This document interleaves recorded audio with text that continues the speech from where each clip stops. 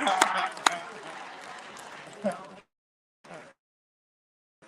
missed it on the basketball tip, but she got it on the 49er free football tip. She put y'all on that. Yeah, I'm not going to tell you if she before with basketball.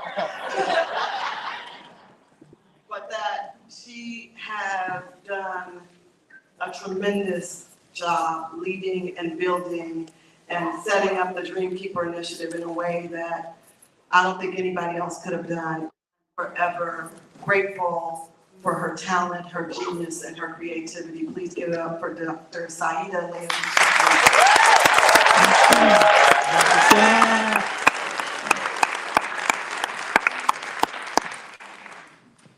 It took us a few years to get to that point, because y'all know Dr. Davis don't hug everybody, but I have a special place in her heart now.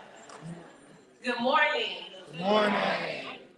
So just as I do every time I speak, I must invoke the spirit of my ancestors who woke me up this morning. My name is Dr. Saida Leatutu Birch. I'm a Black and Indigenous Samoan daughter of San Francisco, wife, sister, friend, organizer, cultural orator, disruptor of Black anti-Black racism and white supremacist ideology, and advancer of Black liberation and Indigenous sovereignty.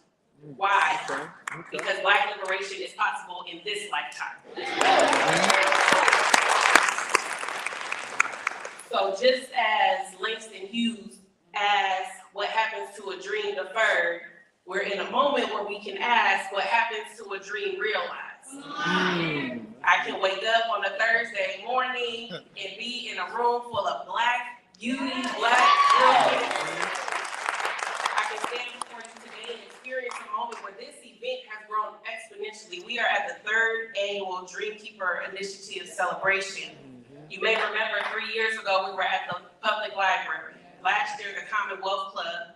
And this year here at War Memorial Veterans Building, we continue to take up space and continue to reclaim our roots and continue to let folks know that Black folks are here. We're going to be here. We ain't going nowhere, so that they're prepared for us in our presence going forward. So, dreaming forward. Today is about a celebration.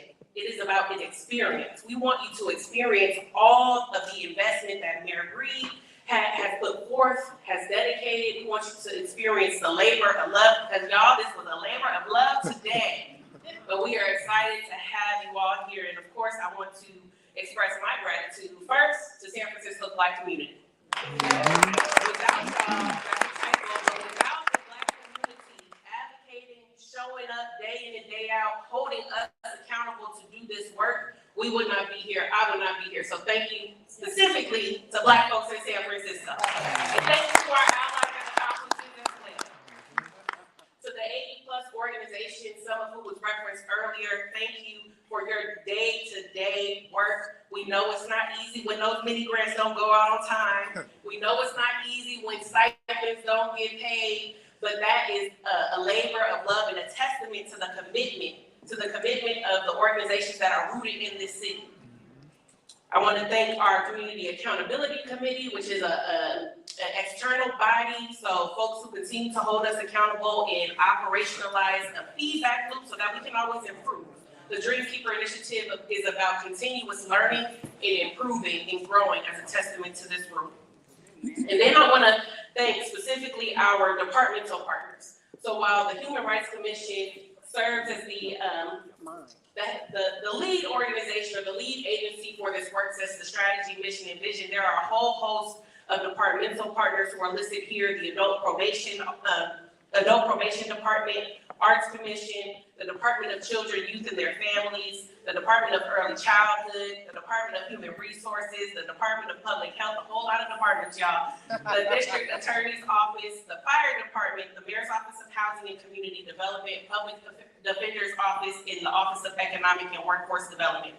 So many of you, I couldn't list all of them, but there is a team of 30+ individuals who are working every day in the city to get those contract reimbursements out on time, to help to implement the work. And so it is, I would be remiss if I didn't thank our departmental partners. Additionally, I get to work with a brilliant group of individuals every day at the Human Rights Commission. And so I have to thank personally the team at the Human Rights Commission, the Dreamkeeper team, James Lockhart, Lila Vega, Rebecca LaDolce, Chidima Ohanale, Prel Gilton, Stephanie Garcia, and our newest member, Stephen Ragler. We are really excited. That team holds it down every single day. And of course, I will be remiss if I did not thank this individual. So there are leaders who are great at getting folks to follow. And then there are leaders who are amazing at letting other folks lead and creating space for other folks to lead. And so I have to personally thank Director Davis, and there is supposed to be, if Robert can hear me, if you would come up, because I'm a proponent and the team is a proponent of giving folks their flowers. This work is Yeah. the work today is going on easy.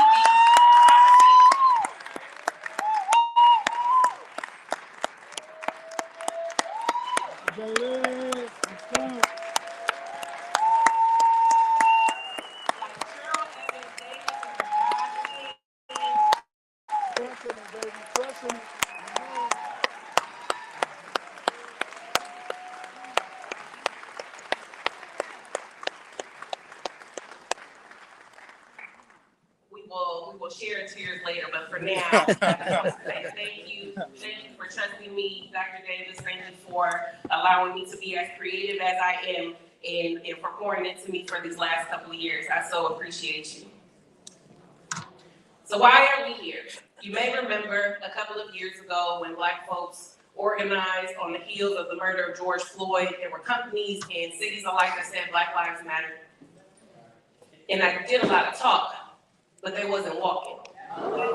And so Mayor Breed and the then president of the board of supervisors, Supervisor Shimon Walton and Cheryl Davis, alongside the Black community, said, we're gonna start walking, and in fact, we're going to run.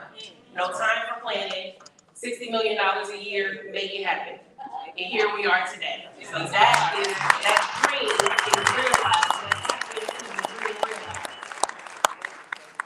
As we think about the continuous vision and goal of the Dreamkeeper Initiative, the Dreamkeeper Initiative is all about Black folks specifically experiencing prosperity and liberation and having the ability and the space to imagine a future in this city. There's an activation just in the Ed Studio where you will be able to write down, how do you imagine a future in San Francisco? We want to create space for dreaming, and we also want to create space for realization. Which is why our goal is that as an intergenerational effort, we really want Black San Franciscans to experience feelings of joy and safety, to advance educationally and economically, and to experience holistic health as well as thrive. Because all of these things are not an exception, all of these things are our birthright as folks who built this city. I know that's right. Our commitment remains the same. We're going to remain in this next year committed to growing financial health and economic well-being.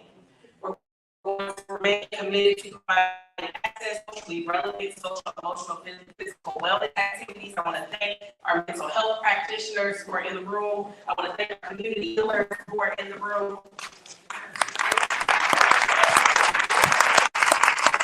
We're going to continue to prioritize our Black-led and Black servant storytellers. There's a lot in the news. I remember the headline when I started in this role was paying criminals not to shoot people. And most recently, there was a headline that said $60 million why we should continue to invest in San Francisco. And so creating our own stories and telling our own narratives and correcting the narrative is what we will continue to invest in. We want to ensure that our Black-led and Black servant organizations have the infrastructure to provide the quality services and are financially solvent. I think too often there have been punitive practices within the city that have divested or look for reasons to divest in community partners, but we want to be intentional about building capacity. Providing access for all learners to culturally affirming curriculum and academic experiences, because we know our history and the telling of our history is under attack in this country. And we know that it is important to prioritize telling our own stories and learning our own history, because nobody will do it for us. We'll build culturally affirming spaces that celebrate Black folks, such as this. Foster environments for community-led innovations. By a show of hands, who's received a mini grant of sorts from Collective Impact, Homeless Children's Network, Into Action, the Arts Commission, right? So we want to continue to see those innovations, which creates the space again for people to dream and realize their dreams. And then finally, offer equitable access to holistic care for youth and their families. So just a bit about the investment. You would often hear colleagues or folks say being Black in San Francisco is not monolithic, we're a megalith. Shout out to Mega Black, who was a part of the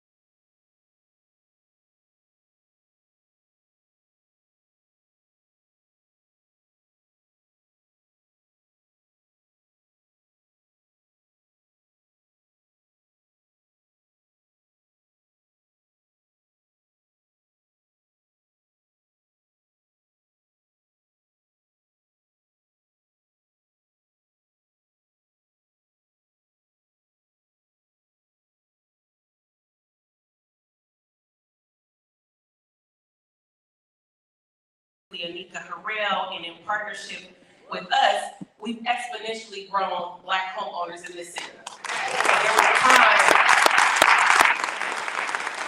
There was a time where in the span of 7 years, there were 5 folks who identified as Black purchase homes for the city's down payment assistance. In the span of 2 years, 30 who identify as Black, and another 13 who are non-Black, the majority of folks of color, have been able to purchase homes through the Dreamkeeper down payment assistance.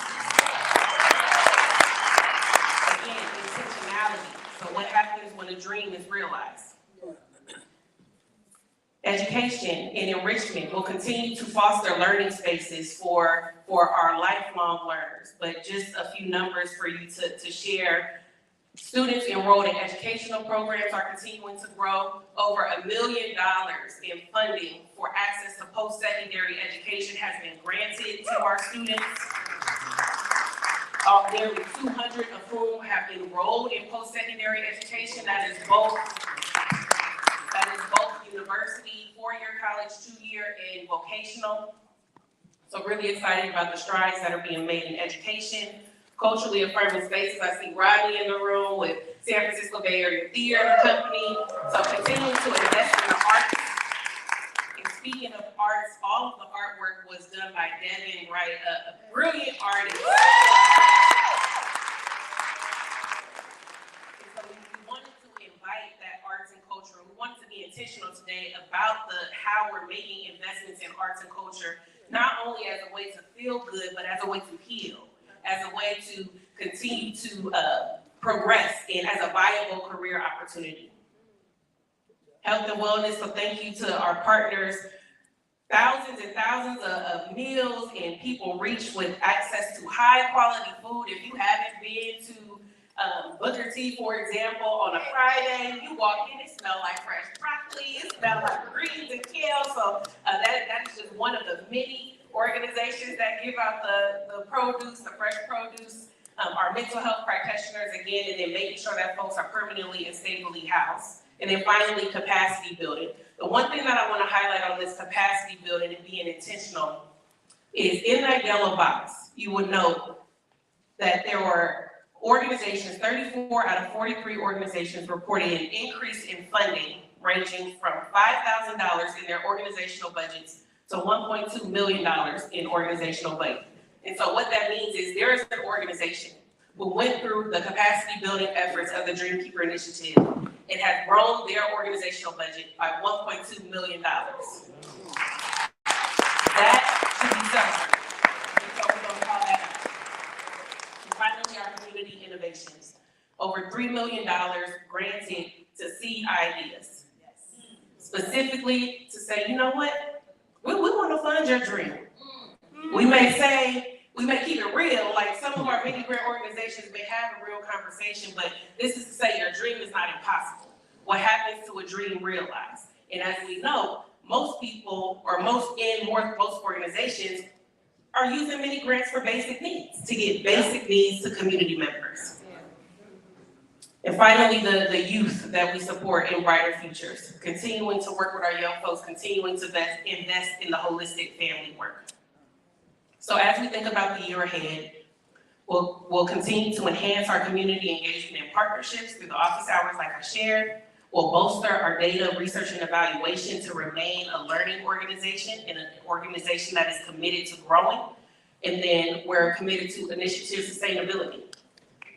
Where will this Dreamkeeper Initiative be in 5 years, in 10 years? We want to make sure that dreams don't become deferred, no matter who is in office. We want to be sure that we're sustaining the dream.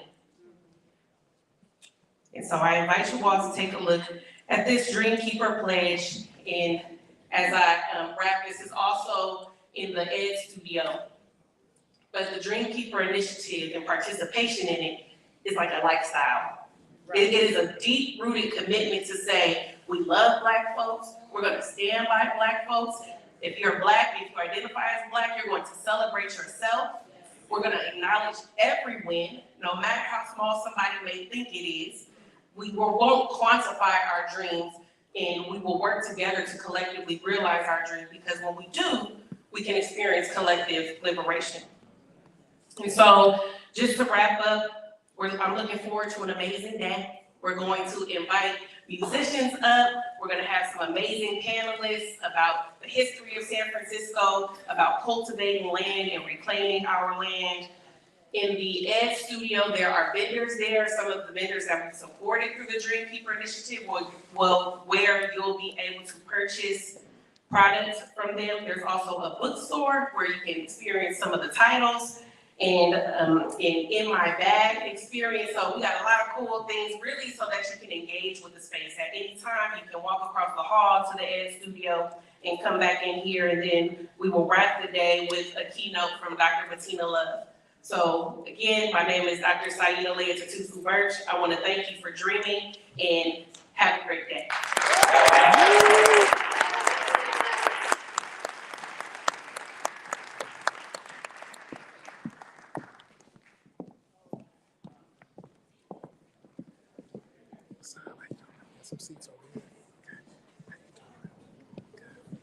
Ladies and gentlemen, the screening of Harlem of the West.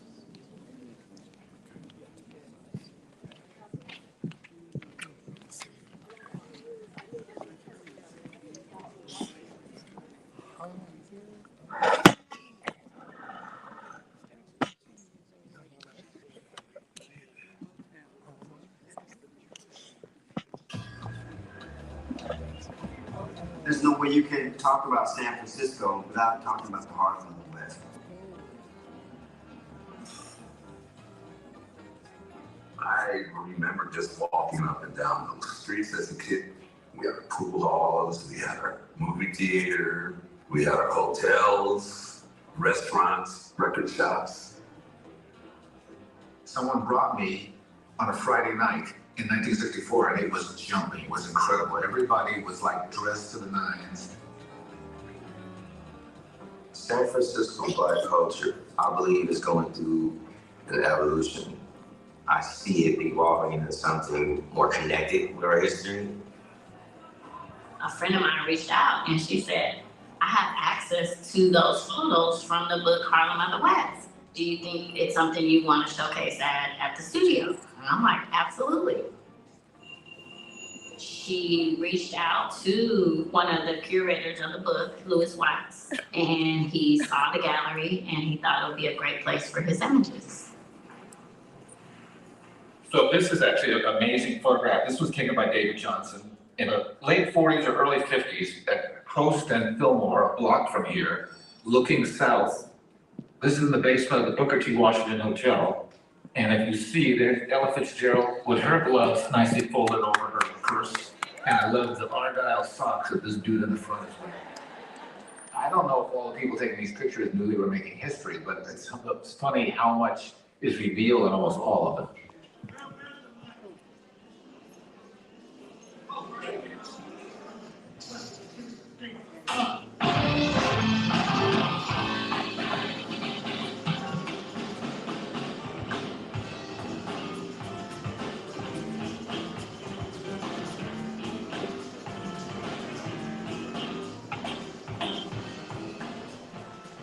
Think about the Fillmore Pit. It was Japanese, blacks, some Mexicans, few Puerto Ricans. We had black and white, and we had mixed families like me. I didn't have no problem. They called me no nigga. I was just a brother, another brother, living in the hood with the rest of them. But my brothers and them were all musicians and singers. So we had a hell of a time here in the Fillmore. And the only reason why it got bad, can I be honest? Shall I be honest? Was because the blacks make too much progress. We had all kind of businesses up and down Fillmore Street. We didn't have to go down to Market Street because we had a Market Street on Fillmore. Yeah, everything was there. Yeah. This is where cool was born. We would come to Fillmore to catch the latest styles and then bring them around to the other communities. The largest theater in the Western Addition or downtown. California had the Texas Playhouse.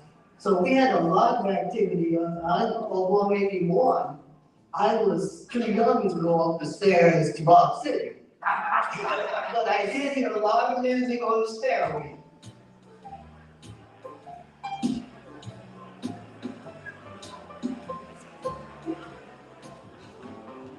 This is actually Jimbo Edwards, who had Jimbo's Bob City. There's a story how that came. But he had a Waffle House, and someone asked if they could use it after hours. So he got a bass and a drum set. Supposedly the bass was not very good, so most of the bass players would bring their own bass.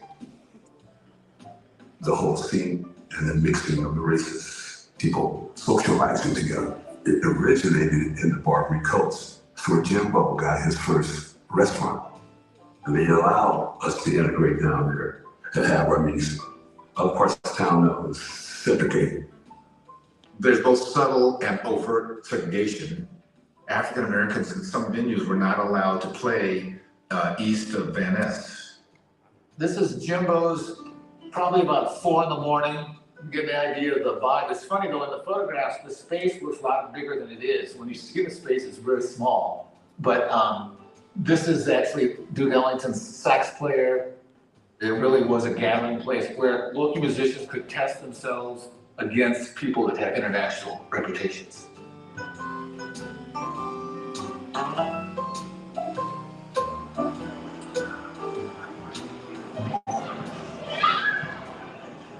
The other thing that's interesting about this neighborhood is where we are is where Japantown in San Francisco was. When the Japanese attacked Pearl Harbor, our west coast became a potential combat zone.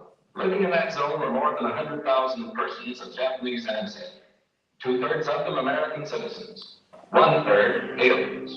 Military authorities therefore determined that all citizens and aliens alike would have to move. This picture tells how In 1942, the Japanese were rounded up and they were sent to concentration camps. And at the exact same time, because of Pearl Harbor, the shipyards in Hunters Point, in Oakland and Vallejo converted to wartime and needed people to work. The Japanese, most of whom were born here or who had been here almost the 20th century, their oppression led to an opportunity for people to escape the oppression of the Deep South. And then we had this big influx of blacks coming out here and selling in the Fillmore. Boom time. Everybody's got money, working in shipyards. The people that came here from Houston and Alabama, they really made this place shine. You're talking about good musicians. You had all these different people coming to San Francisco. There was always this burgeoning musical trading of ideas and cultures. People were allowed to be a little more free in who they were, how they dressed, and how they interacted with each other.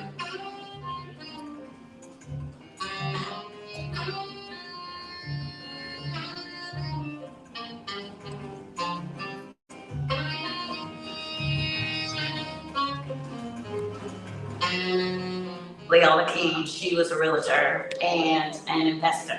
Noted at one point of being one of the most affluent women in San Francisco. I definitely have learned from her entrepreneurship. And here's another picture of Billie Holiday done by Jerry Stoll, who was a local photographer. And a picture of Lena Horne with a fan signing an autograph. I transferred to UC Berkeley in 1968. And I remember one of the first things I said, I need to find that neighborhood. Late 1950s, the redevelopment agency demolished 44 blocks, throwing 6,000 black, Japanese, and white families out into the street. With rents like $235 a month for studios in Cathedral Hill apartments, only 3 families could afford to move back in. Redevelopment had already started. The vast majority of the population had been relocated. Many of the houses had been torn down. There was no evidence of the fact that black folks had lived here from 42 to 67, 68. And we lived at 1334 Scott Street, right across the street from the Franklin. And then the redevelopment came in. And the house was in terrible disrepair, but it was our home. And, you know, It was dilapidated. It needed to be redeveloped, but not to the point of tearing the spine out and killing our community. I felt cheated. You know, it took our culture away. You know, kids I went to school with, they were gone and tore their houses down. They never got back to the community. I don't know how my father got that place, but that Victorian was huge. Now, I just went by the other day. Isn't there a project down there now? Yeah, they built the project on my house.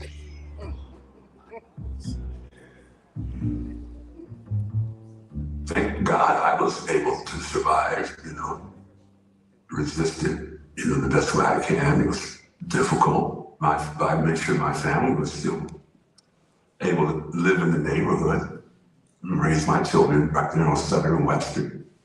I went to Galileo High School. They know what Fillmore is.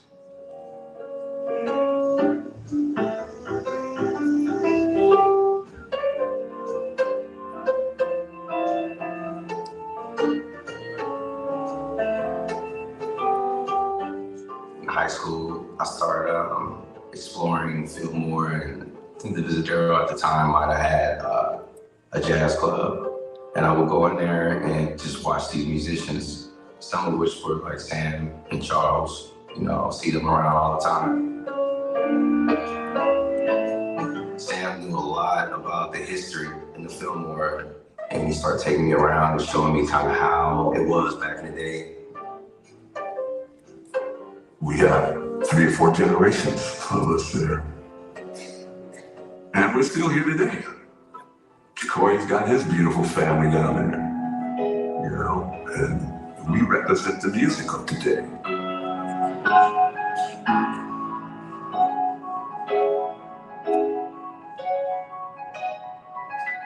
But this is my point.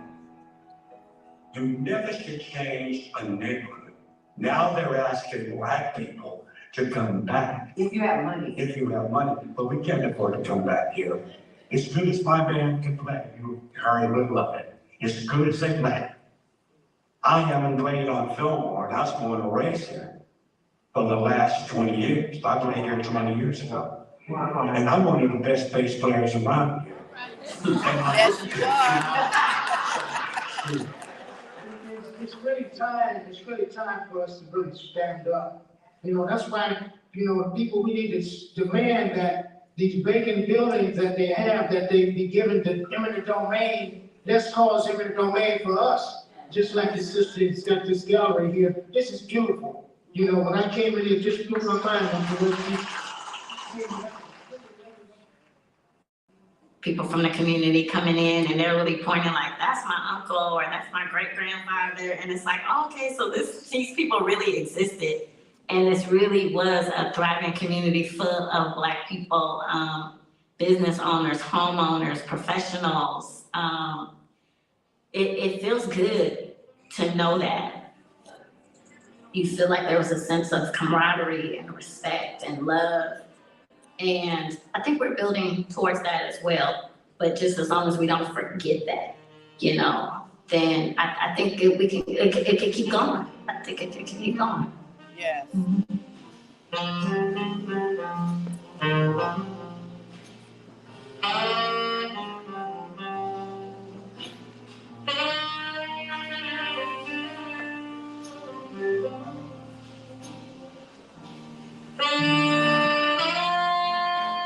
The more we offer when we play and we share our art, you understand that it's a little deeper than a job, a gig, or some notoriety or anything like that. It's like there is some healing to it.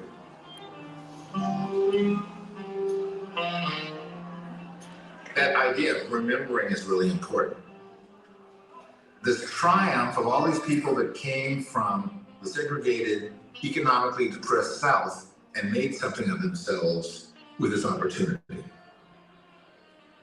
It's really important that that story survives.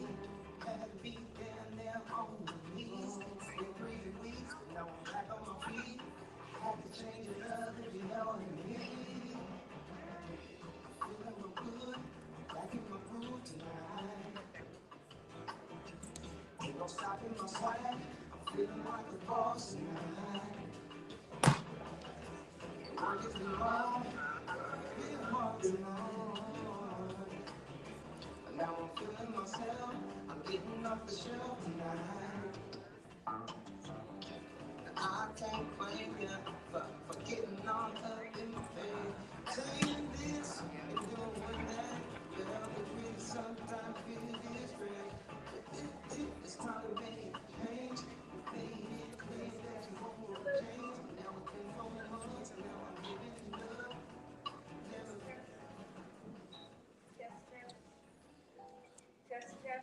And now, please welcome to the stage, Domingo and Friends. You know that one you just saw in the video that said he's one of the best bass players around? Here he is.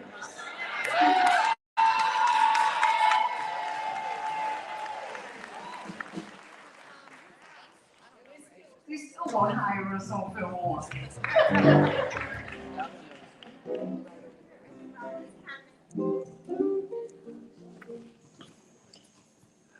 Thank you.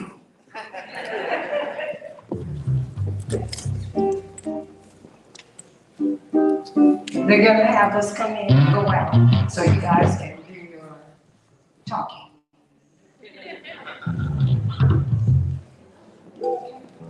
Let me do my break song, and then we're going to the song, okay? Check this out. This is a cool ass break song.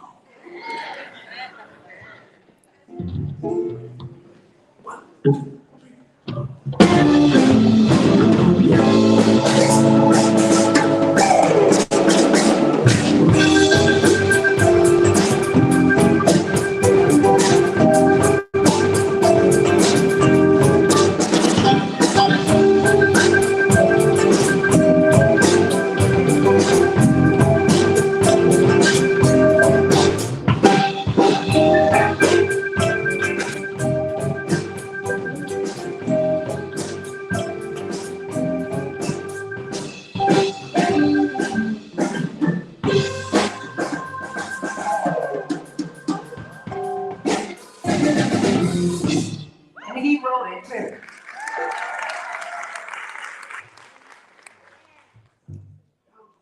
We'll give you a little blues here, like it was on film one.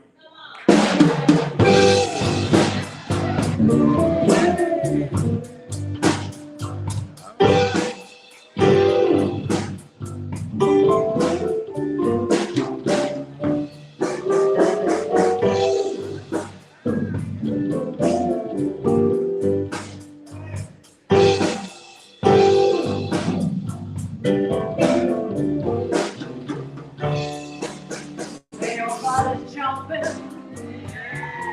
everybody's having a good time.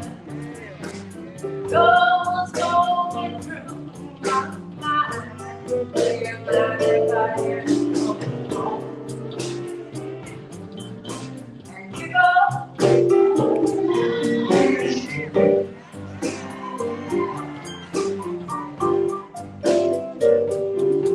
While you're facing the tree, there's something down.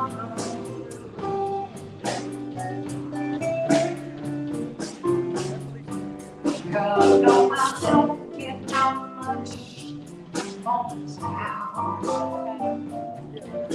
And I don't stop doing all that running around all week long. I've been keeping my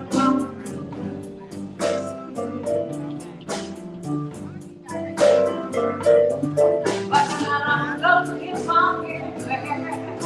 Just what you know.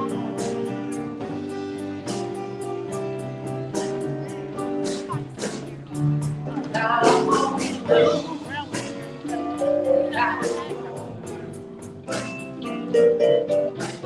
All I want is I'm on blue. I've been keeping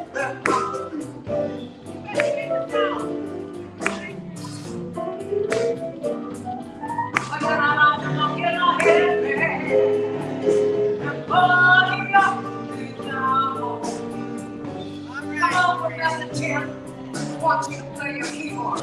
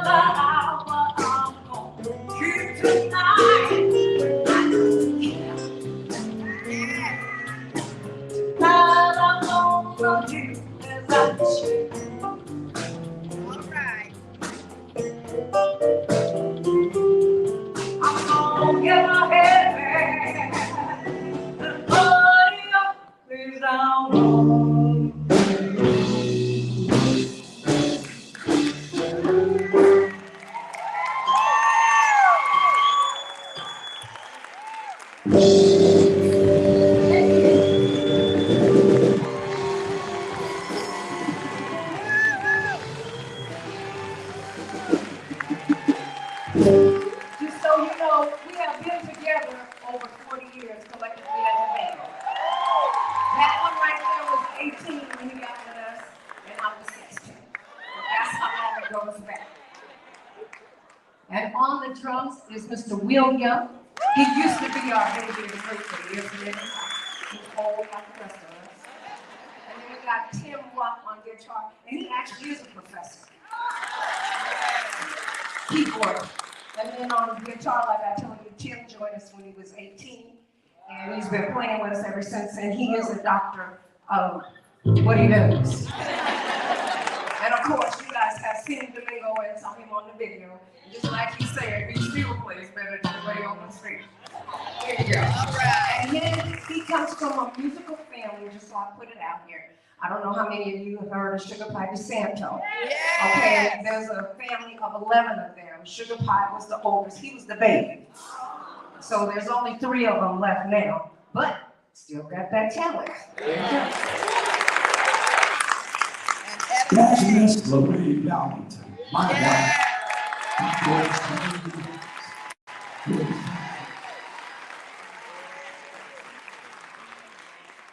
I'm one of the coolest brothers.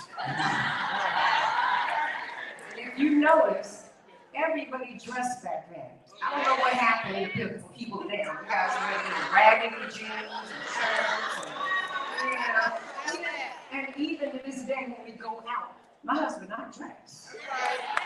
That's because that's where we were trained. And it's something about being dressed that makes you feel good. You look good, feel good, and people look at you because they know you are somebody. And that's the way them black folks were. They were somebody. Thank you. Another round of applause for Domingo.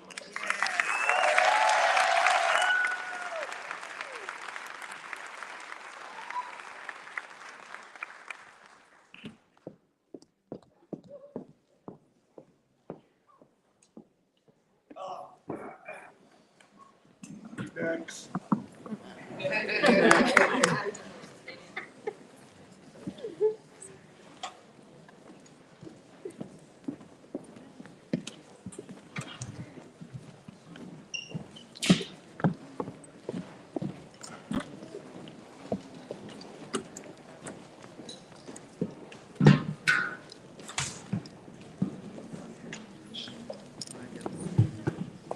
Good job, good job.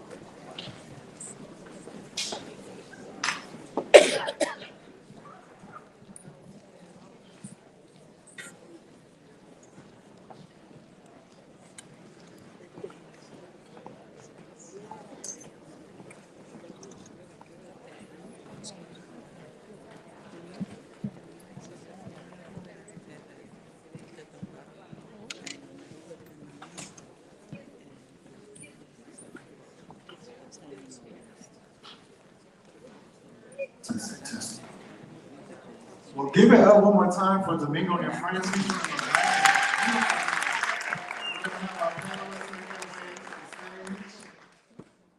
Yes, we have Erica, we got Mr. Sam Peoples and Domingo. Yes. Thank you. Give our panelists a round.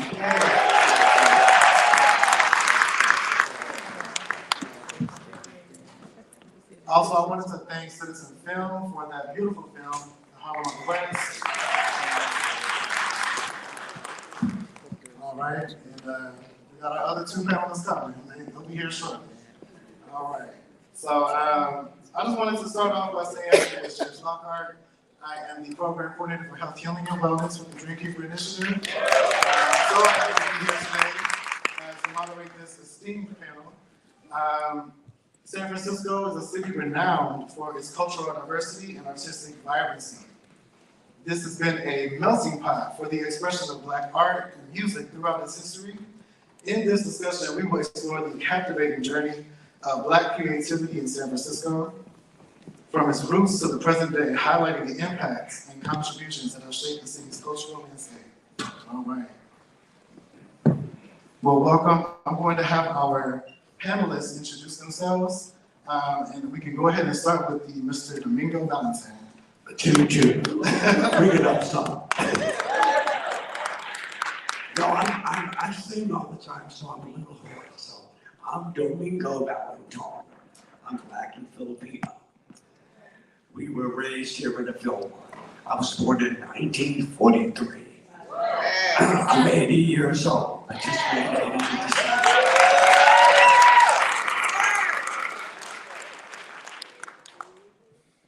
And Ms. Erica. Hi, I'm Erica Scott. I am third generation here in the Fillmore, and my kids are now fourth generation. Both my maternal and paternal grandmothers raised their families here. And I currently operate Honey Art Studio, which you saw in the video. And like Louis Watts, who was one of the photographers and curators of the book Harlem of the West, I studied at UC Berkeley, and was the opposite. I went to UC Berkeley and said, how can I bring the training, the information, the knowledge from Berkeley back to my community? And so just a culmination of everything is how I'm here today, so thank you.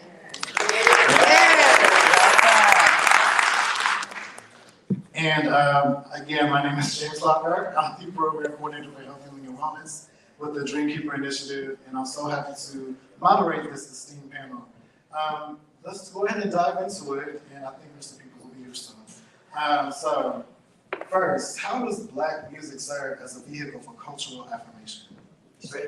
How does Black music serve as a vehicle for cultural affirmation? To serve well. Okay. Talk about it. Let the people know. I hope I got the question right, so I can answer you. Microphone. Well, it served us well. I mean, it served me well. So I have nothing else to say about that. So I'm not particularly a musician or anything like that, but I love Black music. And as many of us do, the significance and the affirming space that music holds goes way back. If we talk about slavery and we talk about our spirituality, and music has always served as a voice of upliftment, and also we know as a voice of oppression. And it has carried us through. And it's an honor to learn and be a part of what was the Harlem of the West, and showcasing the music and the talent and the beauty of us coming together through music. And our goal is to continue that. Absolutely. So speaking of Harlem of the West, as we have seen in the film, the influx of Black folks in San Francisco in the 1940s and 50s greatly influenced the development of communities and shaped artistic expression. Can you talk a little more about what that process was like as we saw more and more Black folks come into the city? Well, it was fun for us. I hope you can imagine me. My family came in 1929. Yeah, we came here in 1929. I was born here in 43. But it was a pleasure to see other people of your color to come here and just make a beautiful place, you know, in the Fillmore, with all the culture and everything and all the good cooking and the food. You could hear people singing, walking up and down the street. We were a happy neighborhood. You could go on each corner during the 50s and hear different singing groups. I can't give you the name, but it was very cultural. our people to have a good time. So I had a very good time coming up as a teenager and as a young man in the 50s, 60s, 70s, 80s, 90s, 2000s. Yes, and you are still alive and well and keeping us motivated, so thank you so much. Thank you. Keep us kicking, yes. Growing up in the Fillmore in the 80s, 90s was a little different. This serves as the Harlem West as a history, but for me, it was just very apparent the difference of what Black communities look like compared to other communities. When you live in San Francisco and you go to school in different areas, the marina, the avenues, it just looked and felt so different in our community. It was just always a lack and a struggle. However, my mother, when I would mention that, she would remind me of the significance of Black people and how much we've contributed to this city. And the poverty and the struggle and the challenges were not of our own doing. And it's so important to hear that and know that, because you just feel so less than in the very beginning, in elementary school and middle school. Like Dr. Davis said this morning, starting my day, I started with a scripture, and it was, "The joy of the Lord is my strength." And so for us all to be here today, it is a joyful thing, and it comes from a lot of oppression and struggle. However, the dream realized, Saida, is real. And so there's a culmination of the hurt, the pain, but the music, the love, the camaraderie is still alive, and this is obvious. So using music as a catalyst is very significant. And Mr. Peoples, thank you so much for joining us. And I just wanted to give you an opportunity to introduce yourself as well and let the folks know. What is your contribution musically to San Francisco? My name is Sam Peoples. I'm a musician born here in San Francisco, 1949. And I happen to have been born into a very musical family that was pre-Harlem of the West. Yes. They were performing here in the late 20s and the 30s. And it was an area in town called the International Center, which was located out there on Pacific Avenue, 500 block. And that was the template for the Harlem West Upper for Fillmore, because a lot of the Black owners got their start down there at the International Center. And matter of fact, Jimbo, who had a waffle and chicken place down there on Broadway, and then he moved up on Fillmore. The Fillmore at that time, with my family, it was only like 1,700 Black people here. This is like, I guess around 1920, 1930. And my grandfather must have came out here from Illinois in 1906 after the earthquake. And my grandmother was up in Red Bluff at the time. She was the matrix of the music in my family. She was a classically trained pianist who learned from a German teacher. So she met my grandfather, I guess it was around after 1906. They had 2 children at the time. My Uncle Wesley and my Aunt Neva in 1913, 1914. And she taught both of them piano. They were extremely talented. They worked from a very early age. Neva was a dancer, singer, actress, pianist. Wesley was a pianist, clarinetist, and a horn orchestra leader.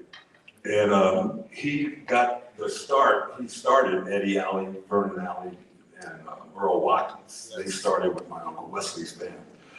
There's pictures of him. There's a book called Jazz on the Barbary Coast. And they talk about all the music that was down there. It was, they refer to us as colored band, colored people, but the best colored bands. And if you know your history of jazz and dance went right together. They how would you say, they formed together. My family explained that to me. My aunt was a fantastic, great professional dancer. But she was my first piano teacher. And she would sit up there and tell me, yeah, you act like you're dancing when you play the piano. Doom, doom, doom, doom, doom, baby. Boom, boom, boom, boom. Boom, boom, boom, boom. And this is where the improvisation, because jazz was not called jazz in the beginning, it was called syncopation, which meant upbeat. And this is from our drums from Africa. So it was a merge between the drum, the syncopation with the Western music, which was more kind of 1, 2, 1, 2, but with the syncopation, you got 1, 2. So they went hand in hand together. And there was a place where San Francisco was doing the Barbary Coast similar to Storyville in New Orleans. And Storyville was where jazz was basically originated in this country. And I guess you could call it a gumbo because Storyville was basically set up for prostitution. So the prostitution and the music went hand in hand along with the other vices. And they basically taken these little templates and moved them up to Chicago, Detroit, New York, Kansas City. And we work for gangsters. They're the ones only that supported the music. They had speakeasies. Storyville lasted from 1897 up to 1917, and they finally closed it down. It was a black eye because of the vice. The jazz, Barbary Coast here in San Francisco went from like around the same time of 1897, they finally closed that down in 1921. It was a big black eye in the city. But that's where the music was born from, and the dance. So they opened it back up, I guess, during it stayed closed, but at this time, women got their votes, 1919. And the jazz age was begun. 1920, the flowers and the whole thing. Women were liberated. And they were able to go out more and smoke cigarettes and drink. And they started the Barbary Coast back up, and they put the music back on the same street. They call it the International Center. And that's where my family became involved. My Uncle Wesley and my Aunt Neva. And she worked down, there were 2 black men dancers. And excuse me. Go ahead.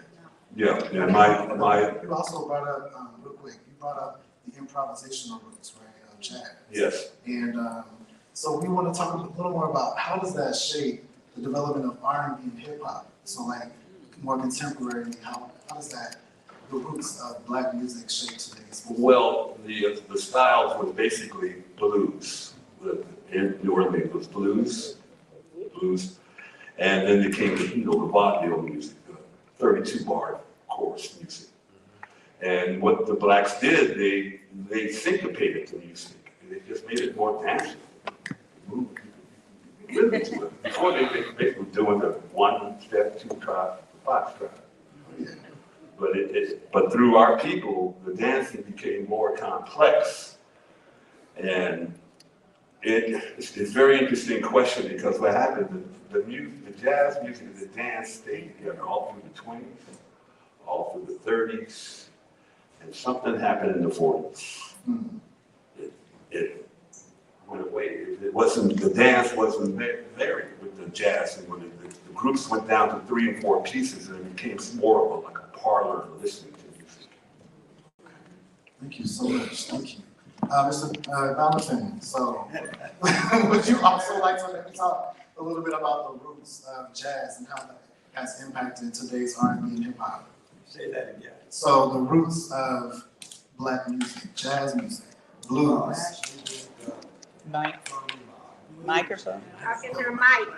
From blues came hip hop, jazz, and a lot of other things. He's right about that. About the Barbary Coast. There were a lot of blacks that lived out there. But getting back to the music part, he took us back, way back. I mean, way back. But yeah, it had a very significant thing with our blues and rhythm and blues, jazz did. Well, blues, actually, right? Yeah. Right. The rhythm and blues also, what also happened, like the jazz musicians of Detroit, used to be called the Keyhole Lounge, but that whole rhythm, James Jamerson, the whole Motown, these were all jazz musicians, you know, for working for Barry Gordy. They had that background and they just went in and knew about the rhythm and blues. And also what happened with jazz went into hip hop through the sampling. They sampled these jazz riffs and stuff, and you got people like Dr. Dre and Ice Cube and stuff, they're using those samples in those beats, you know. So we were very much involved in the hip hop movement. And like I said, the musicians were jazz musicians that did all that Motown thing, which put Motown, you know, on the map. It was also significant in the language. And again, the voice and a way of speaking out. And it connected with the Black Panther Party, and then they called them the Panther Cubs, and that's where we had Tupac and others from that generation of speaking out against police brutality and oppression and poverty. And that sparked the connection of music from one genre to the next. And then, of course, like Mr. People said, and sampling the music again, but with the hip hop, it was the words and just being alive and saying exactly what's going on in the community, what's going on with the people, what's going on, and how we can relate to one another. And you hear something and you feel it, and then like it all comes together in the dance and just being able to understand and relate. And again, all the genres coming together from what we're saying and what we believe as a people. I think that segues beautifully into my next question. So, Black music, it serves as a healing source, right? So how does Black music function as a therapeutic and healing force that fosters resilience and well-being within Black communities? Yes, please. Well, it is. All of our music is healing. Anytime you can dance to something like that, it heals you. It heals your soul, your body, your mind. If more people would listen to music, there would be more well people than there are sick people today. But that's what music does for you. It heals your soul and your body. It really does. The more you listen to music, the better you feel. The better you feel. Oh, wait. And the better you look. Wait, one more. The more you dance. As we speak about healing and music, I have to honor Dr. Scott because she's, and many of our, many others, as we pay attention to what we're hearing and what we're saying and what we're speaking, because a lot of hurt also comes from music. And it's just perpetuated on, generation by generation. And there's lots of love, there's lots of unity, but when we talk about healing, words matter, music matters, sound matters, and just being more cognizant of that as we are really, really honoring wellness as a people. Just really, really wanted to give voice to that because so much pain has happened, and the society has used our music against us. I'd like to add something to that, something that we've been experimenting around with, which I call the Orpheus effect. And I've been studying about Orpheus. I've read about that in school, but there's more material about him. He was a supreme musician. Whereas he played the lyre and he could make the water stop, birds stop flying, and rocks move. And it has a lot to do with him having something in his inner life as a pure heart and his relationship with God. So I've been dwelling on that and getting myself together spiritually with this, and we've been experimenting with it, and we have some great results. I mean, just for like having a bird come up next to your hand and we're playing, just taking all the sounds. I did a gig. I worked at the beach chalet here in San Francisco. I've been up there for 3 years, and I'm playing on this beautiful grand piano that they have. And I had this woman walk up to me, and she asked me, "Could I lay on your piano? Well, I can play." And she went back and got her girlfriend, and they laid under my piano while I did the song. And I scratched my head, and so I did some more research on it. I said, "This is something probably has something to do with this Orpheus effect, as far as our music, how it, it soothes the soul." And it cleanses you, And I know it does that, and I'm watching my reaction on that I'm having on my audience. It's a family place where I work at the beach chalet. These little young toddlers coming up here, and the mothers come up and bring the kids to the piano and shaking them and everything. It's little toddlers and stuff. And I just say, this is, these children are pure, they don't have anything hanging them up. Just to see them respond to my music that way. And then I say, I'm looking over at my partner, Ja'Cory, and I'm saying, what's going on here? It's Orpheus effect. So if you get a chance to go in and read up on this Greek mythology, who Orpheus was, and his history, and he was a supreme musician. Eventually, they killed him. Well, speaking of the youth and the future, how can we sustain efforts to rejuvenate and promote Black music within the San Francisco community? Oh, please. That's easy.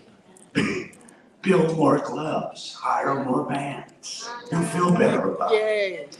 When I grew up here, hey, it was jumping. I could go from club to club, from Bob City to Blue Mirror. I can name them all for you. I have a list of them.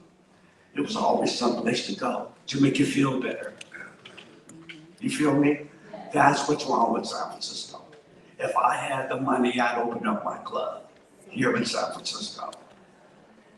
So this is the place to be with music. If they would open it up a little bit more, bring some of the Black clubs back.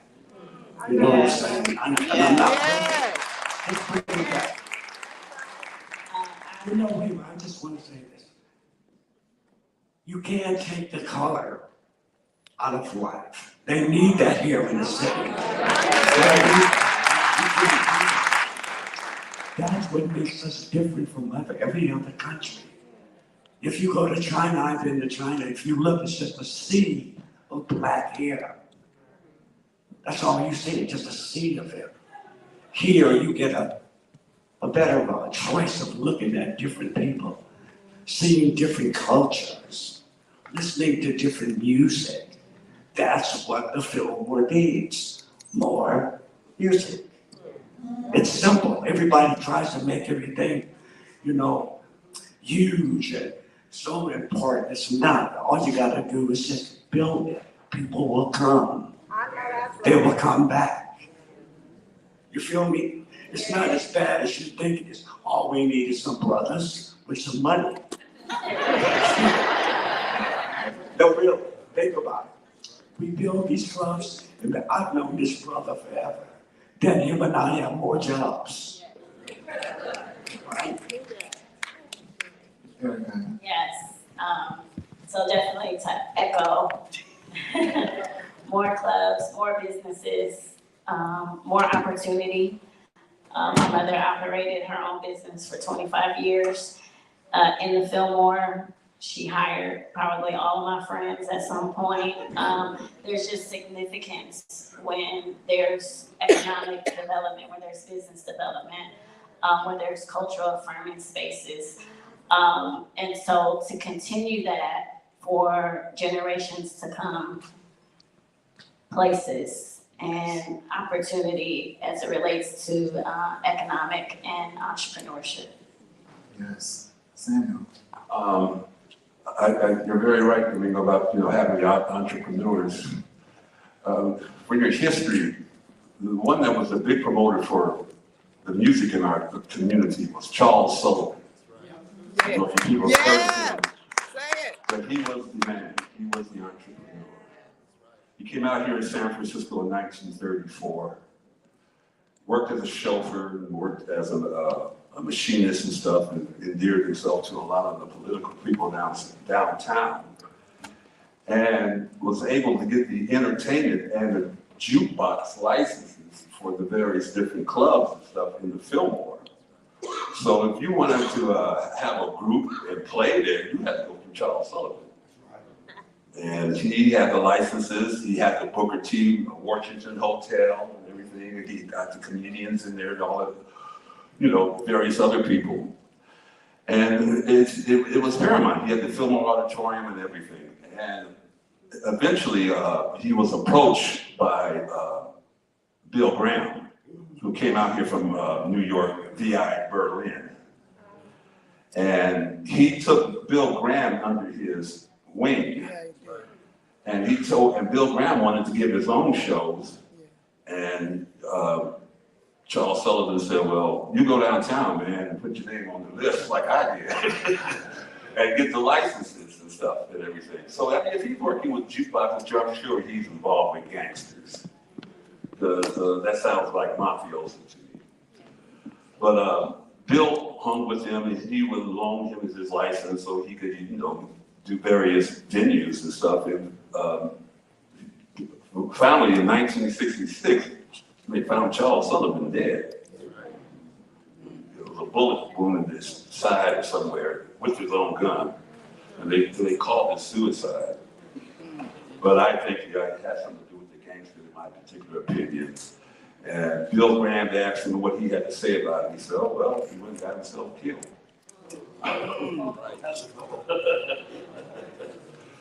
But, and also, let's not just say Charles Sullivan, let's give some accolades to Leona's King. Yes. She was the madam. Yes. And we have to give her, because she had those clubs going on and everything. And also, I want to give accolades to the sisters, my mother, grandmothers, and all your mothers and stuff, because they were the ones that had the houses in the Fillmore. Yes. And they turned them into boarding houses so they could rent rooms out to the various different artists and to the people that were working at the shipyards. And their template or their algorithm was Mary Pleasant. Yes. Mama Pleasant. There's a street named after her. And she was, and they'd ask her, well, what's she doing? She said, well, she had money when she came out here from her husband, died or whatever. But she was into real estate, restaurants, housekeeping, and such. And they asked Mary, well, what did she do? Who are you? You know what she said? I'm a capitalist. But they've given that woman a street over on Nob Hill. But she was the model for others, black women coming out here doing the same thing, renting those houses from those Jewish people who left the Fillmore and moved out to Marin County and Richmond.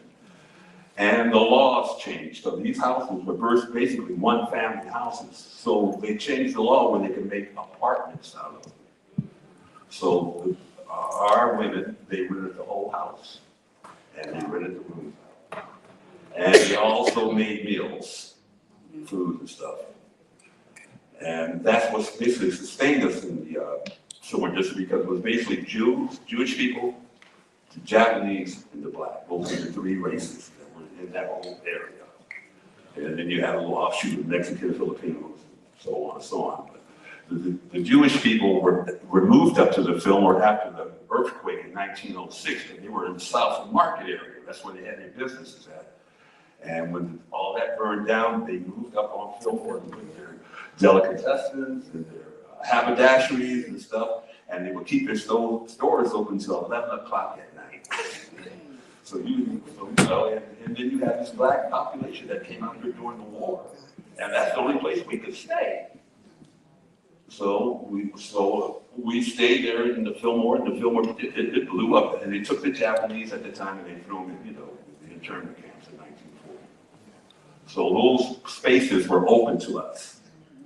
Well, I just want to thank this esteemed panel. Please give it up.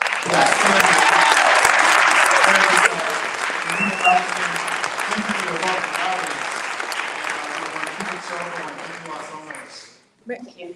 And if there's anything else you want to know, just ask. I'd like to say that me and Jacory Baptiste, we work every Monday night at the Beach Chalet in San Francisco from 5 to 8. So please come out and bring your children too. Well, can I do mine too? Absolutely. Yeah. Who was Etta James to you? Eddie James lived with us. There's a lot of things that he's talking about. I know about all those things, but I don't mention them because I just want to talk about music.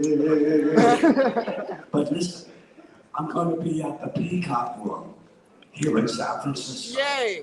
On Haight Street on the 23rd of March. I'll bring my full band. And you think Lorraine can sing, you ought to hear her then. So put it on your calendar. Domingo and Friends, featuring Lorraine. Let me stand up. I love doing this. I get off on this. Domingo and Friends, featuring Lorraine Ballington. She'll be singing at the Peacock Room, the 23rd of March. Oh, my. Then you can come and talk to me personally.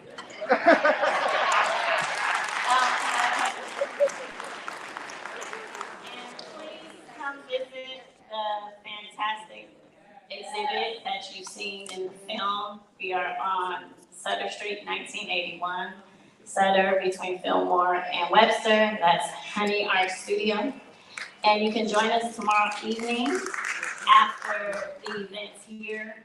We have First Friday Fish Fry and Paint Night. So you have an opportunity to paint with us. Again, that's 1981 Sutter Street. And then we are celebrating the Super Bowl at the studio as well. So thank you so much for this opportunity. Ladies and gentlemen, that concludes the first half of programming. Please join us for lunch on the second floor, and programming will resume at 1:30.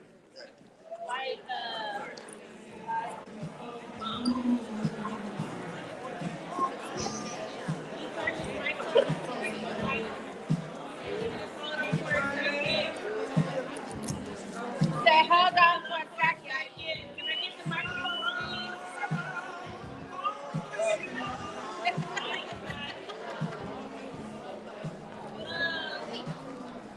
Microphone. Hello? All right. Thank y'all. So real quick before we break, I know I'm deviating from the script, but it's okay. It's a liberated space. I wanted to first acknowledge our young folks. So Bergen, Philip Bergen High School is in the house. Go Pumas, that's where I graduated from.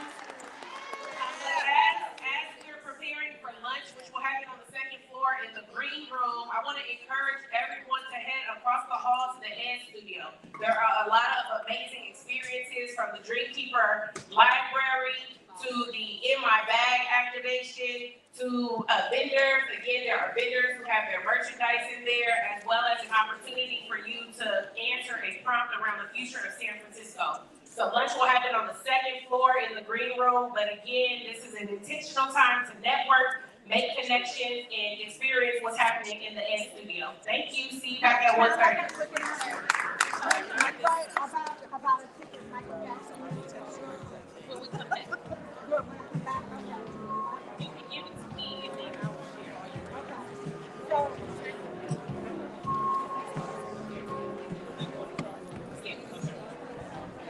I got you. I was just trying to make sure.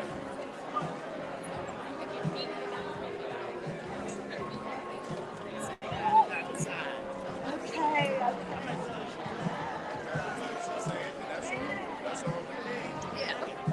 We just got to make sure we relay it to the I was just saying, organization. yes, though. yes, the organization is here. I'm gonna say,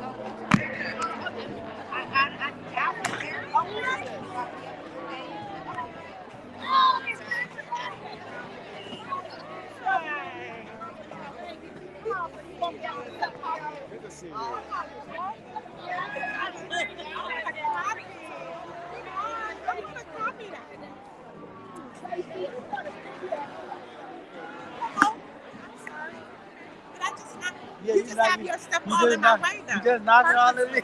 I've been sitting What's up, everybody? I'm at 60. You know what? I'm at 60% today, Hold on. but I got up and made This thing has been falling down. I know.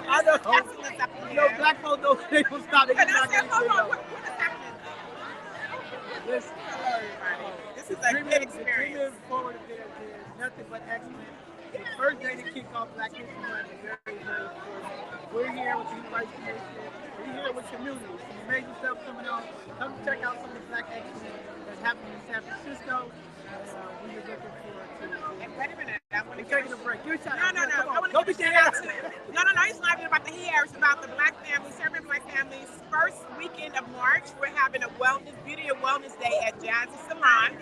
We'll be doing hair for free. You can come Can here. I get a front lace? I need a man wig. We're going to do that too. But hair for free. You can come here and get your blood pressure checked, have conversation with nurses, switch to nutrition, talk about your, medications, whatever you want, get a better understanding of what's happening in your body. Lifestyle. First weekend of March, beauty and wellness. I'm getting the lace front. I'm gonna get on. We gonna massage scalps and all the good stuff. That's this ball here, guys. It's a great event. We're gonna be here all day. We'll be taking a break. We'll go for lunch, come back. We have some major panelists that's gonna talk about the historic residency and some of the things that take place in San Francisco. So again, I'm here. I'm at half duty. I'm barely making it, but I'm here with the people. We'll see y'all after the break.